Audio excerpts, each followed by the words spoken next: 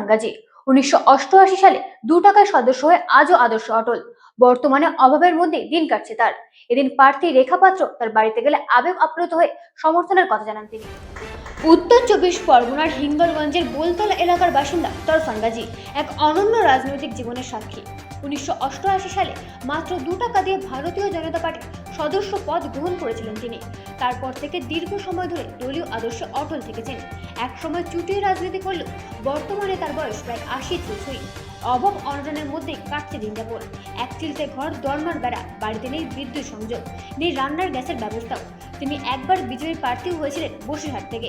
রাজনৈতিক ব্যস্ততার কারণে জীবনে আর বিয়ে করা হয়ে ওঠেনি। যদিও বিয়ের প্রসঙ্গ উঠলেই আজও লাজুক হয়ে পড়েন তিনি। হাসতে হাসতে বলেন, এই বয়সে আর বিয়ে।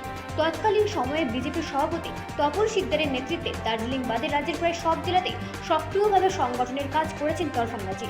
এত দীর্ঘ পথ চলার পরেও তার কোনো চাওয়া পাওয়া বা আক্ষেপ নেই। এদিন হিঙ্গলগঞ্জের বিজেপি প্রার্থী রেখা পাত্র নিজেই সাইকেল চালিয়ে তার বাড়িতে পৌঁছে যান। প্রার্থীকে সামনে দেখে আবেগ আপ্লুত হয়ে পড়েন তরফান গাজী।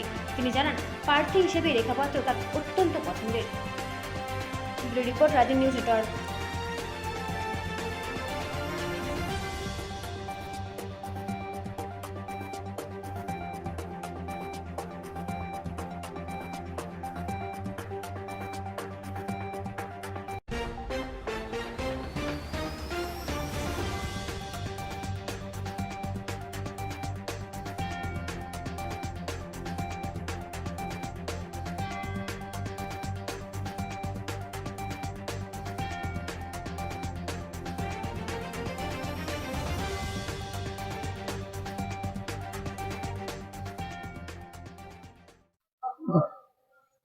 এই যে আপনি এই ভারতীয় জনতা পার্টি কত সাল থেকে করছো, আর আপনি কেন বিয়ে করেন?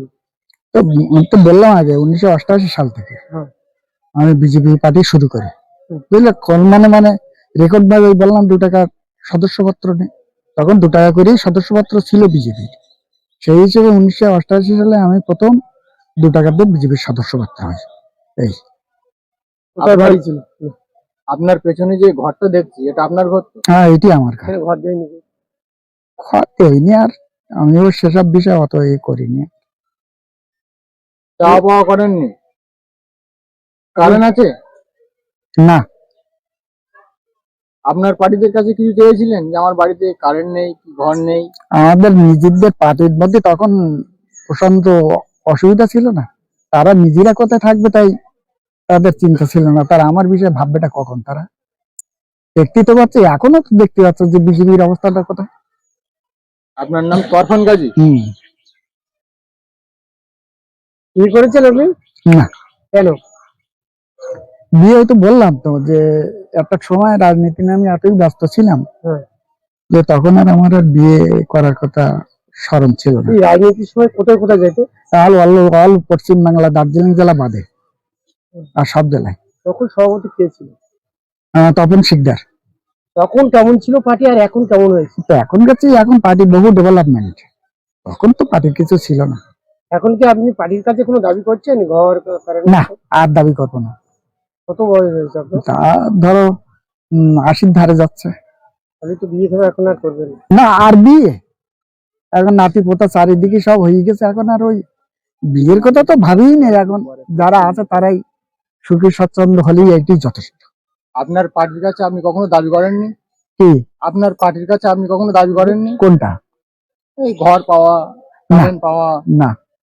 তখন আসলে বললাম তো, আপনারা তো বুঝতে পারছেন, তখন পার্টিরই বিশাল সমস্যা ছিল। এই সমস্ত ঘর দরজা দেওয়া দেই, এটা সেটা পার্টিরও ক্ষমতা ছিল না। আমি তো বুঝি। প্রার্থী আপনার মনোনীত? কে? হিঙ্গলগঞ্জের যে প্রার্থী রেখা পাত্র? হ্যাঁ, মনোনীত হবে না কেন? ও খুব লড়াকু মেয়ে। আপনি জয়ের কতটা আশা করছেন? দেখুন, ভোট হলে জিতবে, ভোট না হলে জিতবে কি করে? ভোট হলে জিতবে। আপনি ক্যাম্পেইন করেছেন কোথায়? প্রার্থীর সাথে? এখনো তো সে ধরনের প্রস্তুতি নেই। আমার মনে হয় আজকে আসলে কি করে কি না করে। ওরা বাড়িতে আসছে?